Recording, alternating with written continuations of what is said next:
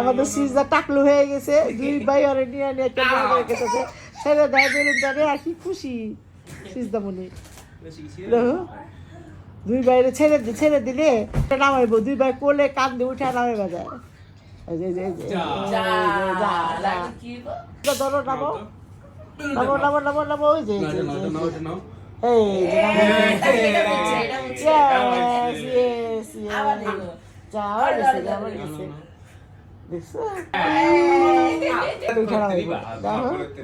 দাদার কোলে সিজদা,